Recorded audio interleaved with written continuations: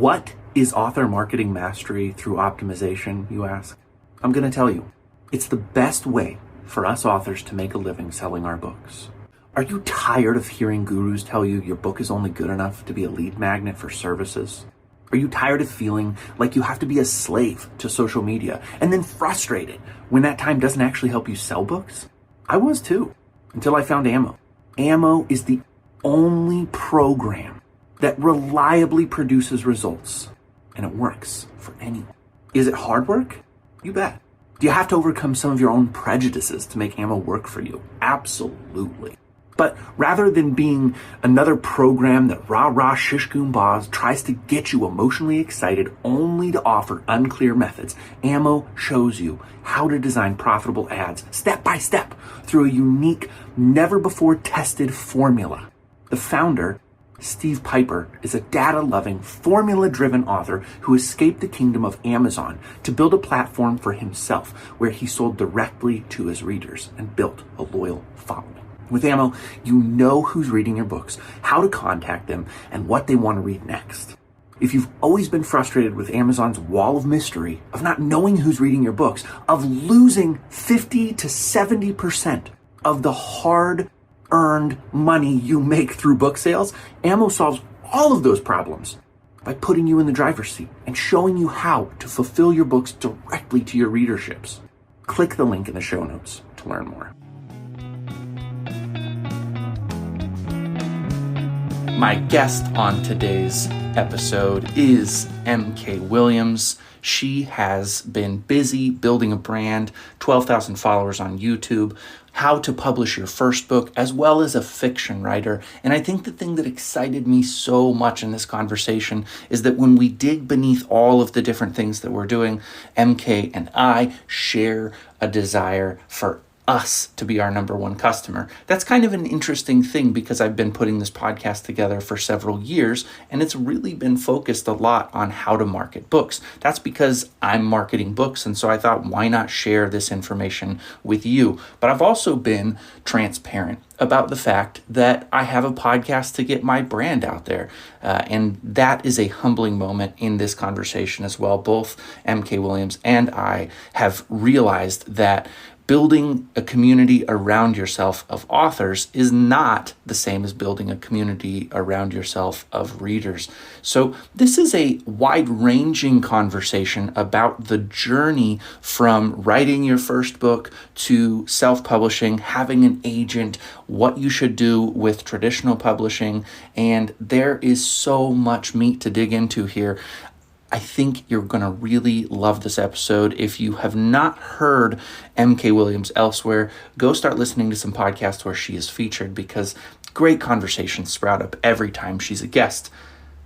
In other news, I've done a complete redesign on my sales page for the Ammo program, and I'm working on launching that with some what I would consider to be your cheap dime store book covers. So I'll give you more information about how that's going to go. Had a great conversation with my friend Rich. He's been a guest on this podcast. He is a guest host occasionally on this podcast, and over the weekend, we brainstormed a lot of things, and I thought, why not make that like spinner rack cover that everybody's looking for that looks just like a James Patterson. I don't know if I'll even do it well enough for it to work, but I'm going to self-design it and get them out there and see if that helps the books to sell more consistently. So stay tuned on that. And without any further ado, well, just a little further ado, there's also some library updates. So I'm going to do my best to try to get you a Monday episode here in the next couple of weeks because there's been some really amazing developments. But I want to give that in a more coherent single episode. Now, without any further ado, please enjoy my conversation with M.K. Williams. This is TRBM Ammo Edition.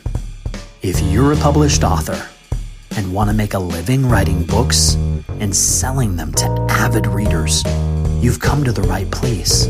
There's simply no program that's more successful at driving readers towards the books you've written.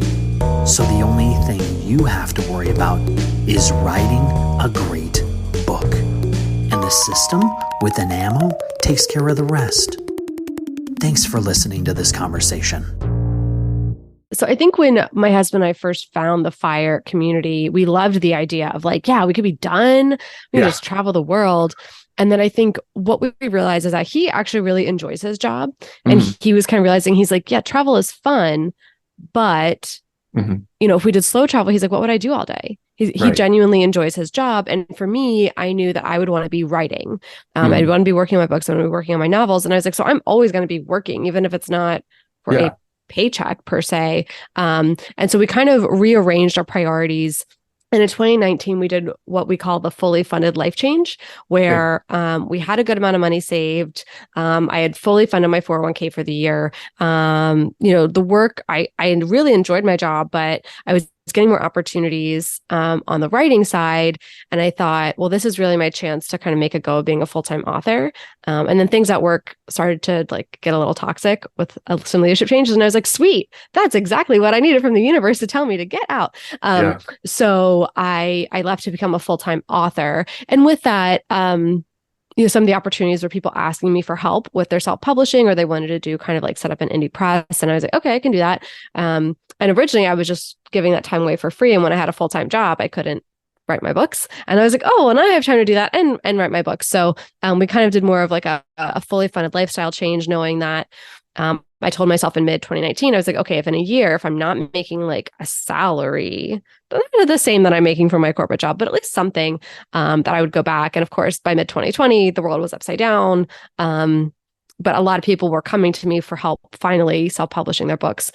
So I was able to definitely make that. So it's nice to know that financially, we're not going to lose our house. We're not going to lose our cars. We're not going to lose our source of income if I have a slow month or, kind of the ebbs and flows that comes with being an entrepreneur. So that definitely gave us a really good foundation to have some of that financial discipline, because obviously I have to use a lot of time discipline with writing books. So, Talk to me a little bit before we dive too much deeper into some of the kind of the numbers, because you are a very structured person, or at least you give the appearance of being structured. If you're not, you've done a good job of building the structure around you. But talk to me a little bit about the balance of writing versus everything else that goes into it. And I'll front load that by saying, I feel like probably 70% of my world is marketing and 30% is writing. And I would love to get it more 50-50, but finding readers is really important.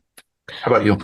Absolutely. I think that's constantly a thing I was fighting against, before I was a full-time author, even now as a full-time author, because I say full-time author, because that's like, somebody meets you and they're like, what do you do? I'm like, oh, I'm a full-time author. Like, oh, okay. But absolutely. I think the majority of my time is spent doing the author business things and not writing. And to a certain extent, I think if I tried to write for 6 hours a day, give myself a lunch break and a snack break, like by the end of the day, it would be gibberish. Like it would not be my best quality. So I need other things to do. But I did constantly find myself veering off to, but this could be more lucrative. Well, this could bring in more money, and like almost chasing some of these other hallmarks of having a creative entrepreneurial business, and just realizing like, wait, but that's not my goal. My goal is to not be X many figures YouTube host or X many figures coach. My goal is to be an author. So constantly having to like check in with myself on that. So it's a constant battle. I do think I am fairly structured now that I have my daughter. She's 2.5. She's almost 3. So my work time is when she's napping. Okay. Yeah. So I have, thankfully, she still takes nice long naps in the middle of the day. I know that's not true for every parent, but I have 2 hours every day to get my work done. And so I'm like, that's when it happens. And so I know once a month when it's a new month, I have to do like my accounting and my bookkeeping. So that day is like, that's what I do there. And then every other day, it's like, okay, well, if I need to create more videos for YouTube, I try to just do that in a batch. It takes me about a week between filming and editing. And then I have the rest of the month to write. So I've constantly had to find a new flow and a new balance for each season of life. But yes, it is a lot of time spent marketing, thinking of things. And, I'm very grateful to have a partner in my husband who's constantly questioning me, like, is this the best use of your time? Like, shouldn't you be writing? And I was like, yes, but like, if I don't actually post about my books, then nobody will know that they're there to read. And so figuring out which platform makes the most sense and things like that, it's constantly a battle. So any author who's in that battle, like we're all in it together. Like I don't think there's any author who has it just figured out. No. I don't think so. I'm curious. Mhm. I don't know this about you, and I probably should, but how, are you doing any kind of paid advertising for your books, or do you rely as much as possible or completely on your YouTube presence and other areas of social media and organic I traffic? do, yeah, I do rely 100% on organic marketing right now. And so I had been doing some paid advertising. So in my previous corporate job, I Mhm. worked in marketing. Yeah. And so I saw how quickly some of those advertising budgets just exploded. Now, obviously it was a Yeah. different market, but and that was spending somebody else's money. And I even thought Right. like sticker shock. And some of Right. that is probably coming from the FI community mindset of Mhm. like frugality. But several times I tinkered with Amazon ads myself, not successful. I actually paid somebody last year to do Amazon ads for my self-publishing books because I was like, well, that's a more direct thing, right? Yeah. Like you have a question, here it is. And so as we were talking about it, I was like, great, he's going to manage it. He knows what he's doing. I can focus That's on the right. writing. It was one of That those was things where through like, Reedsy, is that right? I think I remember you mhm. talking about that. Okay. Yeah, yeah. And so the person I hired was really knowledgeable. And I definitely want to front load that by saying that I don't think he did anything wrong. Yeah. He did point out, he's like, so self-publishing books, a lot of other people in the self-publishing space know to do ads, and Mhm. therefore you're competing against a lot of people for the same keywords. Mhm. And so I found that the second that we turned Amazon ads on, all of my organic sales dropped. Yeah. Yeah. That is All such of them, a like flatlined. that's okay. For Yeah. one, that's terrifying to me. Yes. For two, yeah. So I had it's very rare that this happens, but just yesterday, and it was intentional. It was bad timing. I had a tweet that took off. I'm still calling it Twitter and tweets until he changes the URL because Yeah. it calls itself Twitter. So, Yeah. anyways, I had a tweet that took off and it got a bunch of impressions, a ton of replies, and people were Mm. buying my books in libraries and requesting them. And it was like a really amazing moment. This morning, I looked at it, it was slowing down, and I was thinking to myself, what if I just paid $10 to keep promoting this? Because I know that libraries are acquiring my book through the Hmm. request process, and I'm going to make more money doing that than I would not. Hmm. I pushed the button to promote, and then I was like, let me see where it goes. Since I did that, nothing. Just pushing the button. I didn't even commit to advertising. It alerted them to the fact that it was a possibly paid tweet and killed it. So my Hmm. own bad mistake. But I think it's a little bit scary that we're at Hmm. their whims and that organic is really, really tough. Do you It find is. anywhere that is effective for you right now? I'd say my biggest channel organically is YouTube. And that's something I started in 2018. I didn't know anything about YouTube. I just thought like, oh, people make money on YouTube. Yeah. But the biggest thing was that people kept asking me for advice, like, oh, you've self-published a few books. How do I do that? Yeah. And so just spending so much time responding and wanting to give that personal response and like be there for other authors. And I just found it was taking up way too much of my time. I wasn't able to write my books. And I thought, I know, I'll record a video. It feels personal, even though I'm saying the same thing every time. I'm like pointing people to different things.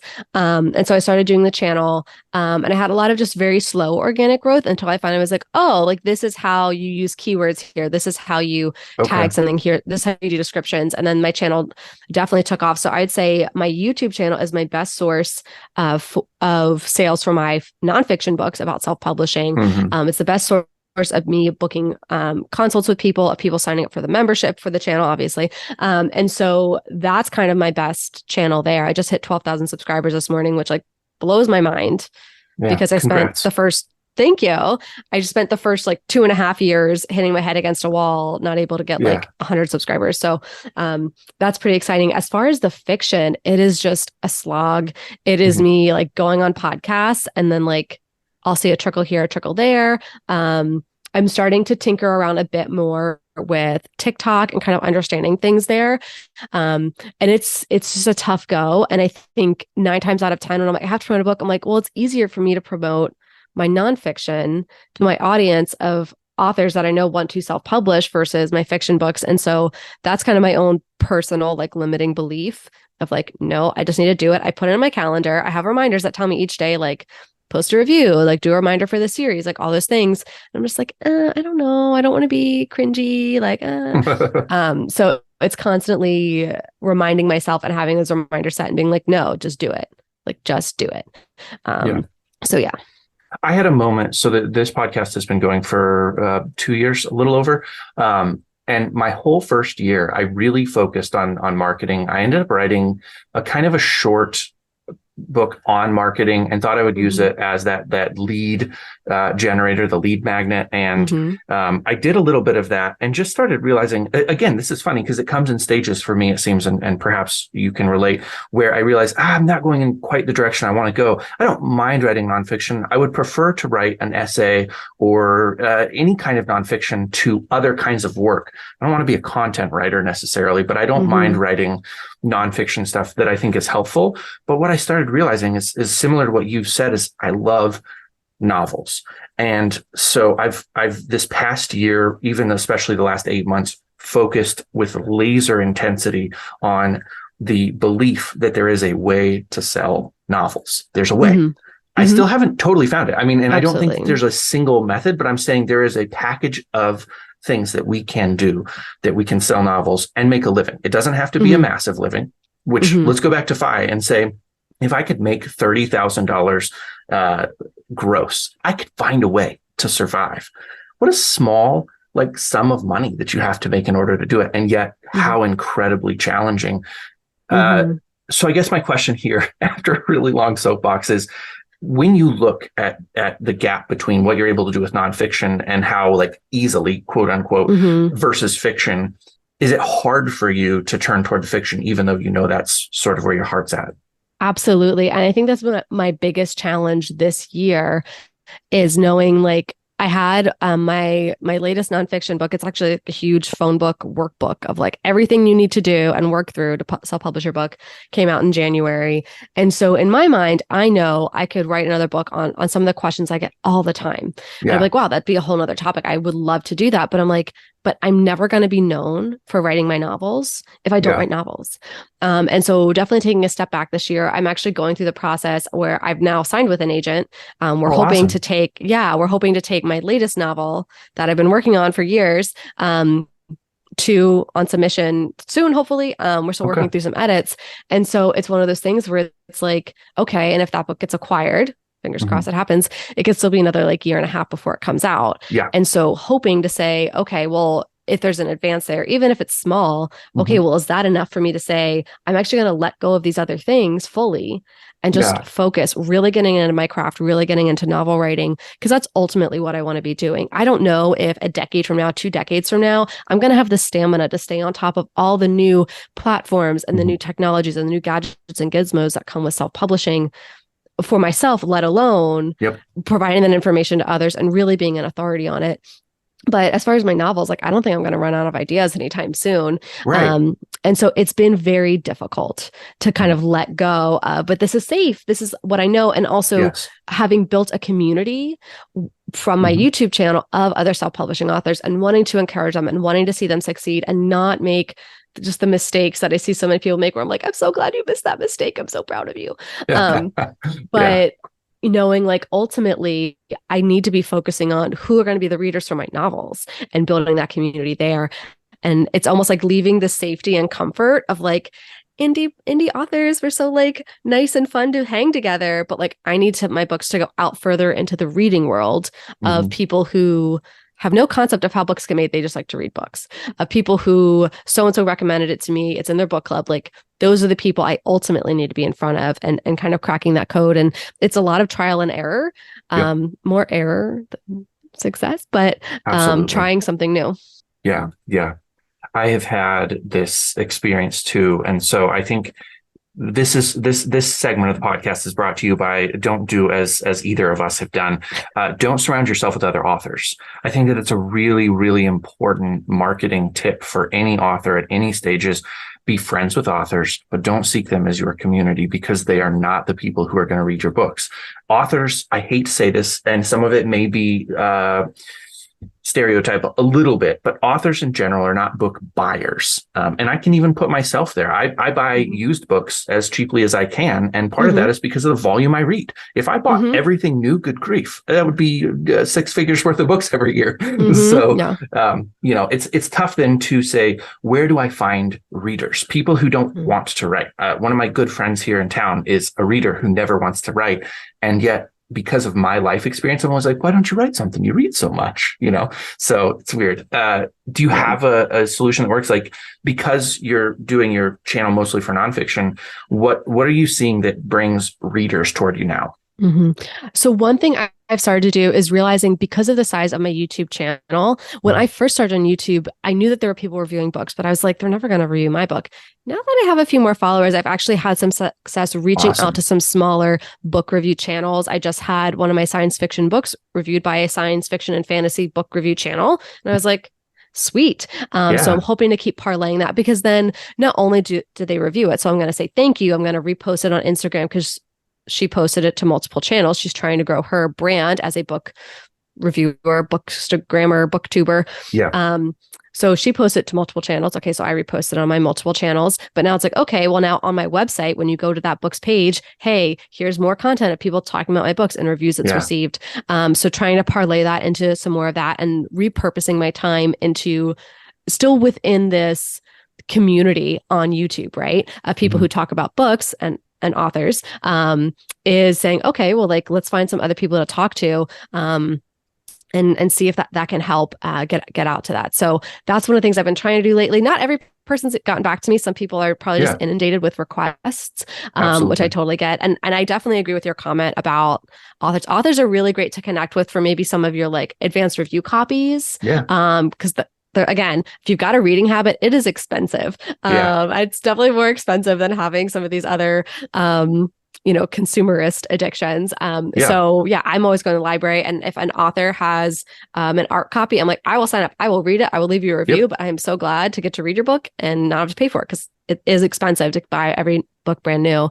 I think the reader community is great for ARCs, but starting to branch out to some of these book reviewers on Instagram, on YouTube is really great. Obviously, the bigger their channels, the more they're like, I can't, like, I literally can't, or you're on the pile for 2 years. Right.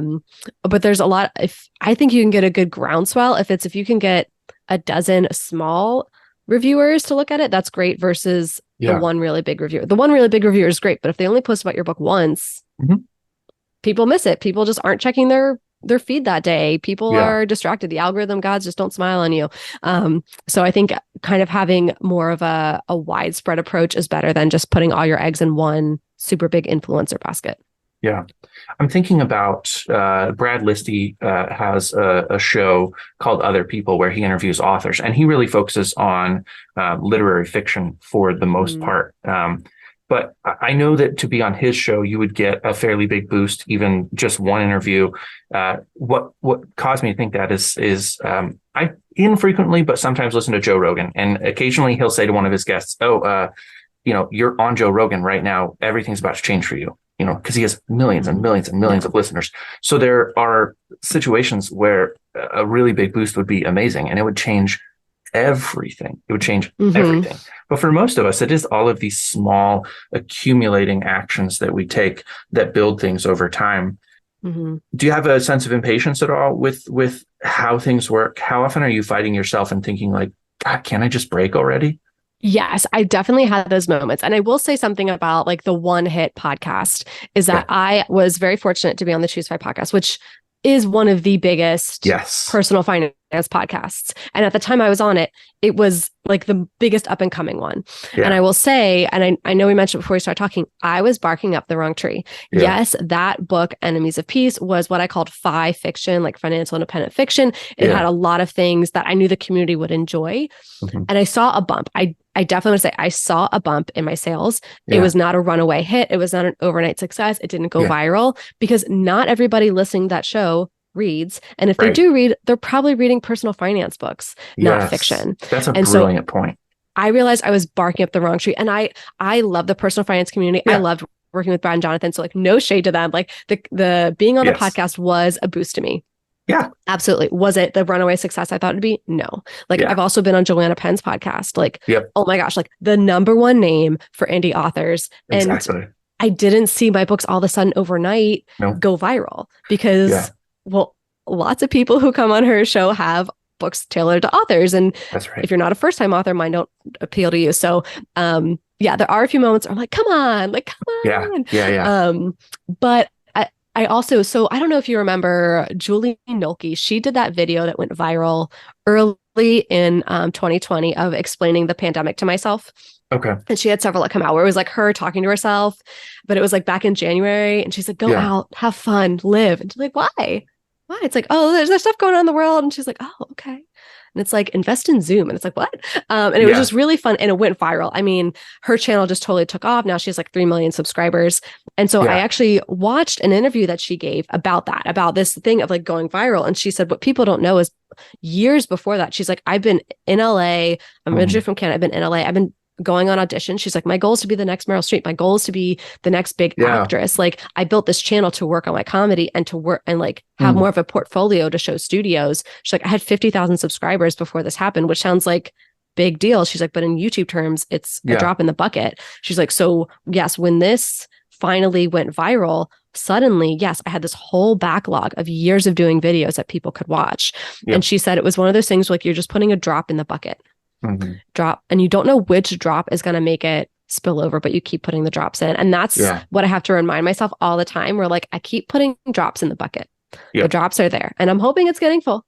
And I'm hoping, and eventually something will spill over. And I think one thing a lot of newbie authors don't like to hear, but that's important to hear, is it's stamina. If you can finish the book, if you can finish writing the book, you are already in like the top 10% of people who say they want to be an author. If you actually get the book out and people can read it, you're in like the top 1%. If you can do that like 5 or 6 more times, you've already surpassed so many people who gave up, didn't have a stamina. And I don't mean to say that's something bad on them. Maybe it wasn't the experience they wanted. Maybe they had big life changes and they just couldn't dedicate the time to it. Maybe they're like, this isn't the dream I really want. My dream is really doing something else. But I think if it truly is the dream and the passion and you stick with it, it's kind of an inevitability over time that something will hit.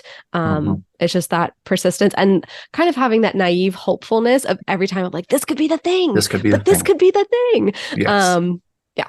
And then, of course, the crushing defeat when it's not the thing, and then you do it again.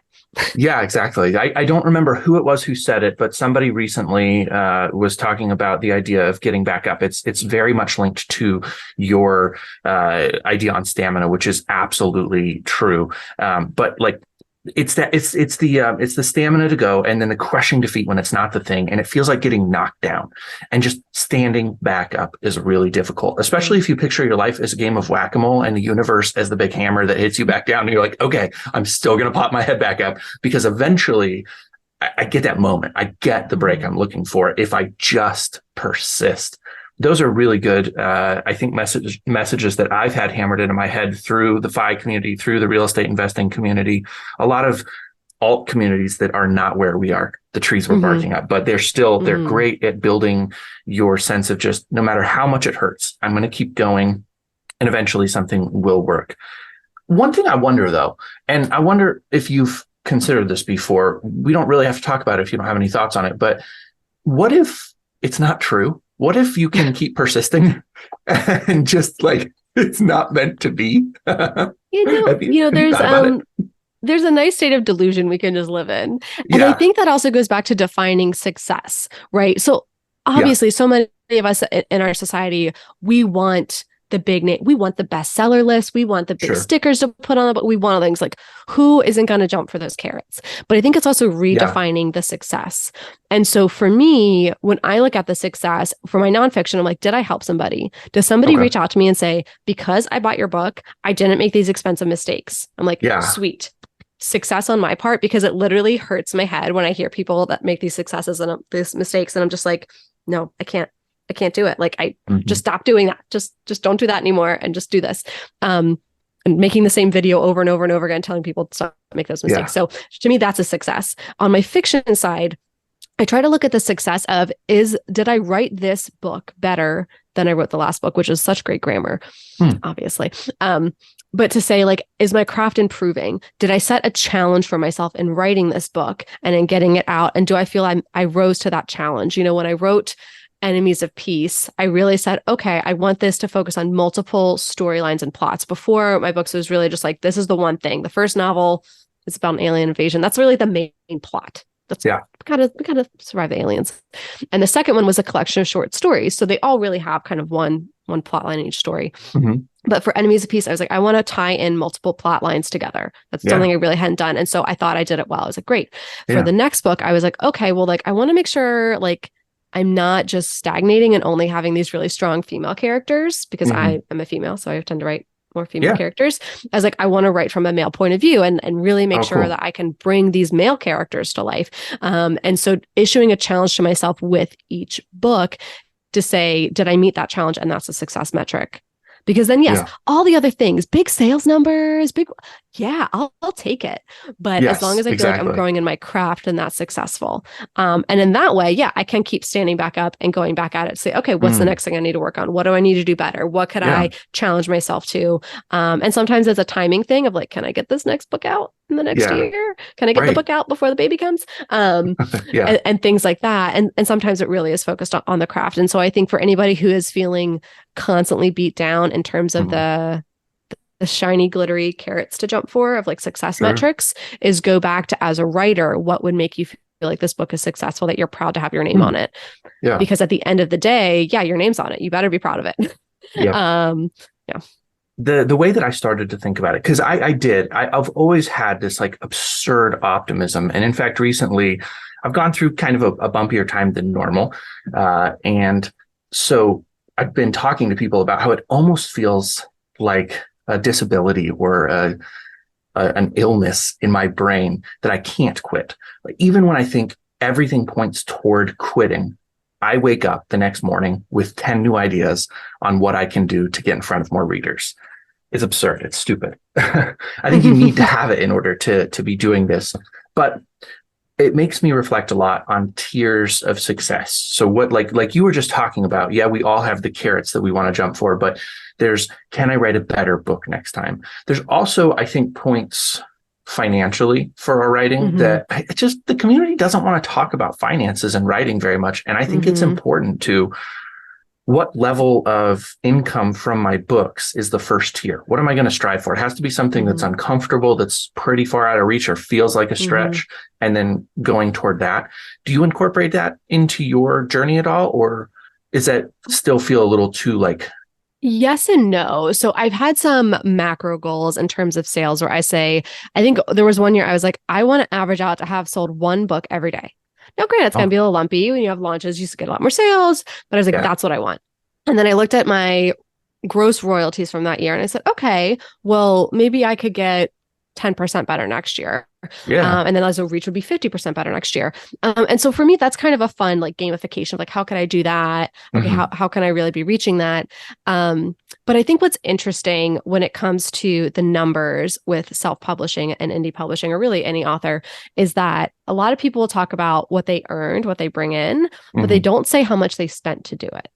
And so that's kind of one of my pet peeves when I listen to podcasts, especially when they talk with really seasoned self-publishers who've been doing this since the dawn of KDP. And they were like the first like Kindle millionaires. And like, oh yeah, I just threw out my book and I just put up a few ads. And then overnight I sold thousands of books. And I'm like, how much did you spend in ads?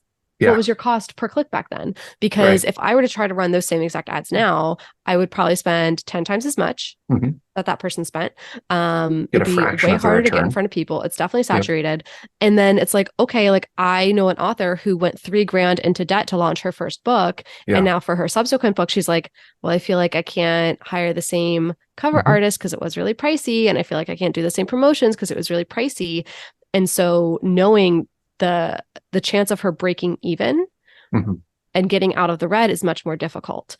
And but to look at the numbers, she was like, I had a Kindle deal. I was like number one for a couple of days in my category, but that still wasn't enough to overcome kind of the financial hole. So I think for me, and I think for other authors, the day that you break even on what you spent for your book is a really exciting day, because everything after that is profit. I think kind of getting to a point where you see, okay, like I could cover groceries this month. That's kind of exciting. Kind of these little wins in between, because all of a sudden being from zero to a salary, that's a lot. There's a lot of pressure to put on your writing too. And so just kind of these little wins are like, oh, hey, like I was able to take my family out to dinner on my royalties. Okay. So maybe now they'll stop talking smack and say it's okay that I write crazy alien books and things like that. So it's I think it's important to kind of look for those little financial wins to build up to the big ones. And that's kind of what you see in like the FI community, right? Like you have like the debt snowball and things like that. It's almost like the royalty snowball. Like what's the first hurdle to cross? So yeah, I do like the day you break even on your book. For a brand new author, the day that you get 1 cent from a book sale, that's exciting. Celebrate that. But the day you break even, the day you can cover like one really small monthly bill, and then like start to build it up until suddenly it's like, oh, like this is my income. It takes time, it takes patience, it takes multiple books. But yeah, you'll get there. I love that. I really enjoy that perspective. I am so bad at having the really big goals, and even the goals that are incremental or tiered, like I'm talking about, are still really big goals. I don't know what is going to happen over the long term. Like I said, I have a sickness in my head, so that I'm pretty sure I can't visualize an actual way that I quit, but I do know that I sometimes have those days, and I'm writing more books and working on more things. So it's a strange journey for us. I know that you are pretty big into libraries. And so I wanted to take just a quick pause to ask you any kind of tips or tricks you have for libraries, because I think it's an underappreciated marketing avenue. And it can really have some kind of big rewards. What's been your experience there? How do you get into libraries, and have you seen a boost because of it? Yeah. So a few things with libraries is definitely, for an author, check out your local library and ask, what is your local author program? Do you highlight them some way? And this is kind of like a tale of two counties. So I live in Florida, I live in Tampa Bay. We used to live in one county on one side of the bay. We moved across the bay, like 15-minute move, very different library system. So in Hillsborough County, they had a local author program. They would occasionally say, okay, we're going to do like set up tables at one of the branches, and all the authors can come out and you can sell books and you can sign them. I had like a friend who went to the library to find it. And I was like, I couldn't find this on the shelves. And they said, oh no, this is in our local author display that's over here. And I had like a special sticker on the side of my book there. Wow. Okay. That, because they always have like the genre, and they had a special sticker that was local author. So like really cool, did a lot. This side of the bridge, they do not care. They don't. Yeah. They don't. And so that was kind of a nice thing though, for that county to say, hey, every time I had a book come out, I filled out the form, they would acquire it, they would let me know it was acquired. So they had a really good program. So I would say that's kind of the first thing. The second thing is to let people know. I think the number one thing that authors miss is that people say, oh, where can I get your book? And they say Amazon. You just get it on Amazon. That's right. Okay. I like to tell people you can get it anywhere that you find books, even your library. Because, and I have to practice it a lot and say it a lot, because I think a lot of people, when you default to Amazon, well, you don't know what's going on in their mind. They might be like, I just canceled stuff from Amazon because I just couldn't stand it. Or they're like, I really want to support my indie bookstore and not this billion-dollar company that keeps messing up my orders. Or some people are like, yeah, I can't afford to keep buying books. I just started budgeting. And so when you say anywhere you buy books, even libraries, that lets people know like, okay, I should be able to find this. Sometimes it's too many options. And I do let people know, like, if your library doesn't have it, you can always ask them to purchase it. I even have something on my website. I saw another author do this. So this is not my idea. I borrowed it from her. But I have a PDF that's kind of a preformed, Dear Librarian, I would like you to purchase these books. And I actually have then a page of all my titles, the ISBNs by format, so that they can be like, here, go purchase. So yeah, I think making it easier for people to make the ask of their library, making it easier for libraries to say yes.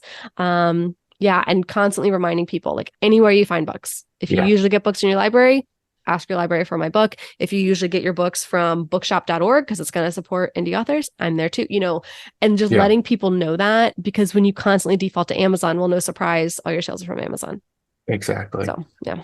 Yeah, there's something cool about libraries, and I'm early enough in the journey that I can't really say if there's going to be a ripple effect or not. But I had Eric Otis Simmons on the podcast. I had discovered him just through some research, trying to figure out what was going to work. He was a guest on Joanna Penn as well.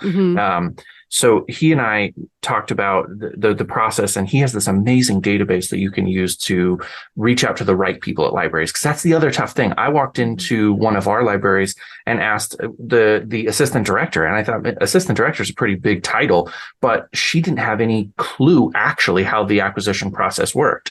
And so knowing the right person to talk to is really, really important. But what you said, and what I discovered almost on accident, was if you can get people to take action for you, your books will be acquired at a much faster rate and a much surer rate. So like I can ask the library to carry my book and they need a reason why from me versus if the patron just says, I'm interested in reading this, they don't be like, why are you interested in reading it? They just say, sure, we'll buy it for you. You know, it takes so many steps out of the process. I've been shocked. Do you do events at libraries then or anything like that now that you've moved across county, or have you ever built anything up like that at all? No. So I did the events when I lived in the previous county because they held events and they let us know like, hey, we're doing something. Do you want to sign up for a table? When they did, especially when I was working in corporate America, when they did weekend events, I could do it. When they did weekday events, I was like, I'm not going to take off work for this. Also, who else is going to take off work for this? Right. And then since I moved to this side of the county, I now have a baby girl. So if we go to a library, it's going to the kiddie section. So I haven't done any library events since we've moved, but it's something I'd like to get back to. But yeah. I find that this county's library system is less supportive. So that's kind of like a caveat. Not every library system is the same. Not at all. Absolutely not at all. I'll hear from people that like they will not buy indie authors. That really does happen. So I know it's crazy to me. It's insane. Frustrating. When you did do library readings for the events, did you sell books in those cases? Or because I had a friend that I just did a book selling event with, and she said that she had quit going to library events because people who go to libraries check out books. They don't buy books. Did you experience kind of the same? Absolutely. And that was at a phase when I was still early on and I had like ebook only. I thought I was going to save all the trees. I was like, ebook only. Oh, yeah. Don't hurt the trees. No. If people want paperbacks, people want print books. Yeah. I didn't make a dent. And so, I didn't see a lot of sales and I didn't see a lot of people going to purchase. Yeah. A lot of people was like, oh, that's interesting. And like, we're talking with the authors and the authors say like, oh yeah, my book is over there if you want to check it out. You know, I found some of the benefit of having those events is bring somebody with you to take photos of you at the event. Yes. You got your table, people are talking to you, because then that turns into really good, just like organic marketing of like, oh, yep, I'm an author. See, I'm at author events. I'm doing authory things. You don't know how many of these books sold or didn't sell. Exactly, right. You can tell I'm an official author. I have a table with books on it. So I think that's one thing too. And that's the marketing spin of it all. And I think that's the toughest thing for authors. And that's actually a challenge I even had, you know, because my book is getting further along. We're hopefully going to submission soon. And so my agent was like, okay, can you revise your query pitch to make it a bit shorter, kind of highlight some of these new things? And I was like, you want me to take this 80,000 word book and make it 200 words when I already had 350 words? The worst. It's so hard. It's so hard. And to think of the marketing spin and all the different things, it is the hardest thing to do. And so thinking of different ways to spin what you're doing as an author, that's the hardest thing. And, you know, I follow a lot of other like creative artists. Like I have friends who are painters and potters, and like, you guys are so lucky because you can photograph or videotape the entire process and it's visually dynamic and it's cool. And you have all these things. Whereas like my process is me like hunched over, slumped with like probably some potato chips around my mouth, like writing my book. Like that's not, no one wants to see that. Right. And so I think for others, any chance you have to show doing something with your books, whether you're at a library event, you find your book in a library, you find your book at a bookstore, you are mailing a copy of your book that somebody ordered. You don't have to say it was your aunt. Yeah, right. I've done all these things. Absolutely. Putting it in like a little local library, a little free local library in your community, things like that. It really helps to spend like, oh, like you're a legit author. I should legit check out what you're doing because clearly there's some social proof, some evidence that this is real, not just random. Yeah, absolutely. There's so many different places that we could go in the conversation from here. I guess I want to hear a little bit more about your, like, how far out are you planning? How far out are you thinking? What kind of, because we talked in the beginning about you having systems. So I'm interested in the back end systems for you in terms of you're starting the waiting game with an agent. Do you intend at this point, if you get a book deal, to stay traditionally published? Would that be your hope, or do you want to be hybrid? What's your future kind of outlook for authors who are in a similar spot to you, or just looking to the future and trying to think that through? So, and this was something I had to think through for myself when I was playing the querying waiting game, was that I have this current book that's written. I have another book that would be in a similar vein for a similar audience. It was really the audience for the genre that helped me make the decision to try and go traditional, where I was just like, the kind of person who's going to read this book does not read indie books, not because they're sticking their nose up. They do not find their books through those channels. They find their books through traditional channels. So I knew how to do that. So I have this current book that will hopefully go out to editors soon, as well as another book in the same vein that I'm starting to write. And then I know I need to be a hybrid author because I have a third book in my sci-fi series that needs to be written. Great. I need to finish it. Yeah. So 100% that's going to happen at some point. But I don't know. I mean, I would love to continue with that process if it means, hey, here's an advance, here's a paycheck, but I know that there and marketing support. That would be nice to have something over nothing. But I think it's going to depend on the experience. It's where the ideas come. If I get an idea for a really great sci-fi and they're like, well, that's kind of not what we're building for you here, I'll be like, okay, well, I can go do that over here. And that's a good conversation I had with my agent when we had the call, kind of deciding if I was going to sign with them was, like she would be supportive of that. But, obviously wanting to keep me all things going well, on a good traditional schedule as well. So, that's the hope. Yeah. The ultimate hope that I've said since I started as a full-time author and like having client work and consulting people and helping them out was like, I ultimately want to be my number one client. I ultimately want to be the number one only author I'm helping. I know. Not that I don't like helping and supporting other authors, but like there are so many hours in a day. And for me to really improve my craft and market my books, it needs to be almost that selfish tunnel vision on getting it done. But I also do want to help other people because I don't like the idea of being that shut off author either. So it's balancing that. But yes, ultimately, I do have several books in my mind that I know I need to write, that I have ideas for, that I'm working through notes on. And sometimes it scares me when I think, oh, I only have like 3 in the pipeline. And I'm like, no, I will think of more as they come along. So much more. Yeah, absolutely. So I do usually have a pipeline of ideas that I can tap into. There's never been a time where I finished a book and I'm like, I have no new book ideas. Same here. Has yet to happen. It's really interesting when people ask. My wife's grandmother asked me. It seems like every time she sees me, she's, "Where do you get the ideas?" And I'm like, "I don't know. They just come. I just have them, like doing my thing." The more that you write, the more ideas come to you too. I think is true. I want to talk to you about the how you've bent your fiction career toward trying to write for an audience. But before we get there, yes, your number one client. That was the other thing that I wanted to stop on, because I have said the same thing, and somewhat recently, in terms of just even the podcast is a lot of energy. I don't think that people understand, and it maybe even more for you because you're doing the video element. I'm not tied to it. I can do it if I have time. I don't have to, but this is antithetical to FI in some ways. And it's why I'm not quite as close to the communities I used to be. But I think about hiring people and having people do these jobs for me and having a bigger budget to do that kind of stuff. Is that something that you think about in terms of being more efficient, or do you think of sloughing off the things that as you can replace it with book income? Yes, I think about it. No, I don't take action on it. I'm kind of in this weird no man's land with YouTube right now where I am monetized. I have 12,000 subscribers, which is not nothing. But again, in terms of like YouTube subscriberdom, I'm still like a little blip. And in terms of the income that comes in, I don't make enough to justify the cost for an editor for each video. Right. And so it's again where it's like, okay, so hopefully I'll earn more slowly over time, and then I could pay somebody to edit them for me and I would get time back.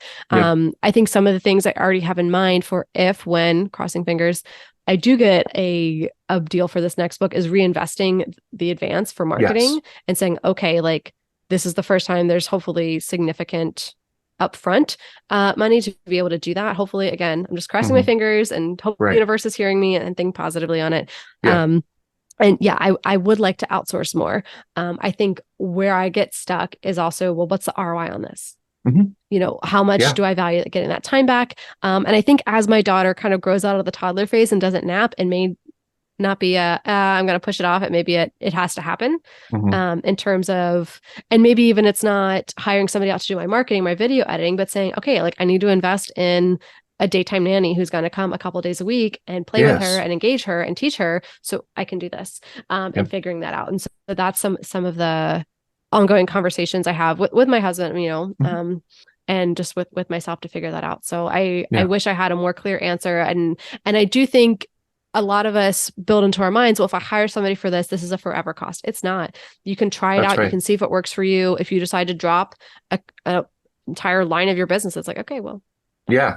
It doesn't always have to be forever. And I think giving myself permission to say my career should evolve over time, and it should not be stagnant, has given me permission to say, yeah, like this is this season, and what's it going to look like next year? Like, I hope it looks different, and this is how I hope it looks, and go from there.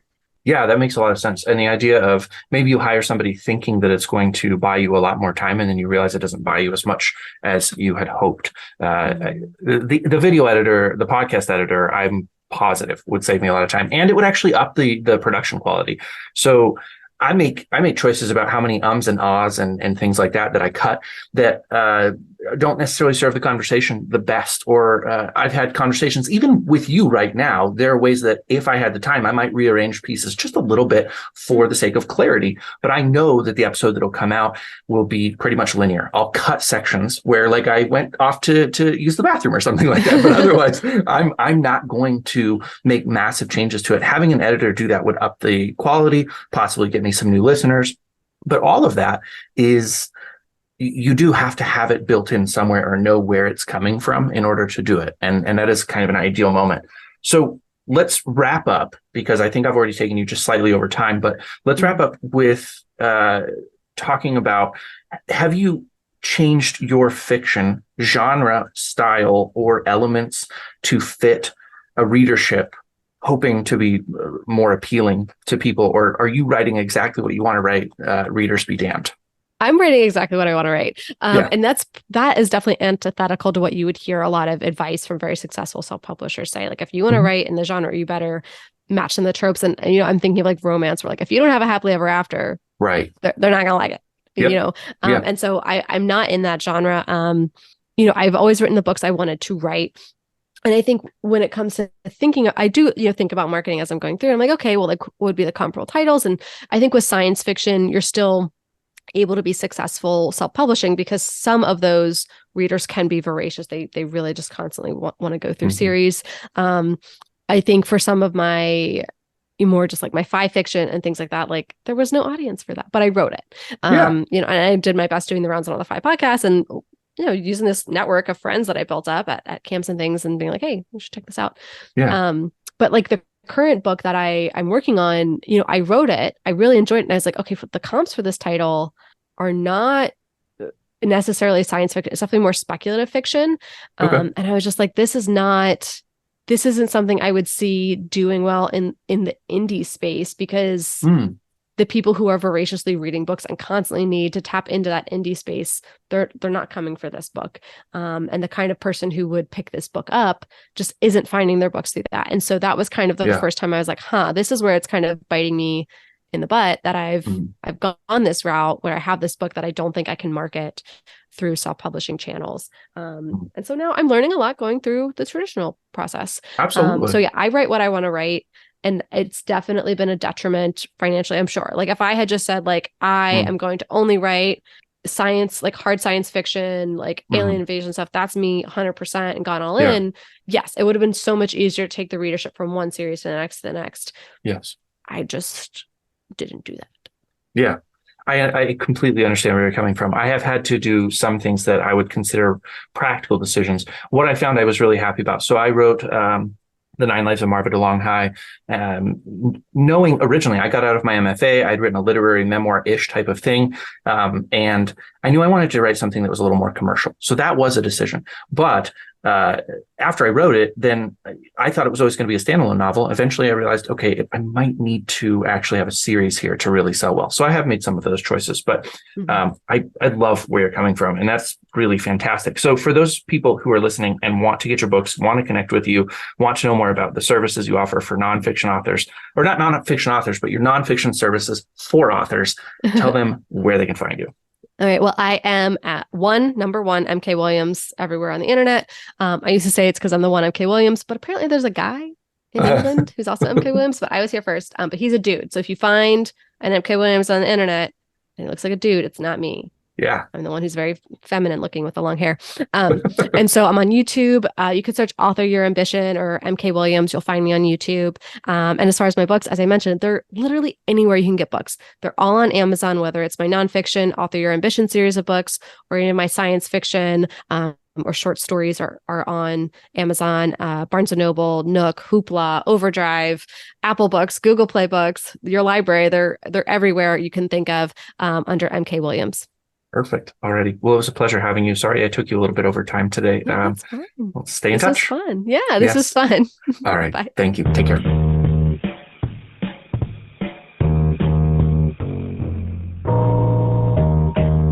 Thank you for listening to TRBM. The theme music was provided by the ever-talented Christopher Talon. And hey, if you liked what you heard, share this show with other readers, because what's the point of telling stories if nobody's listening?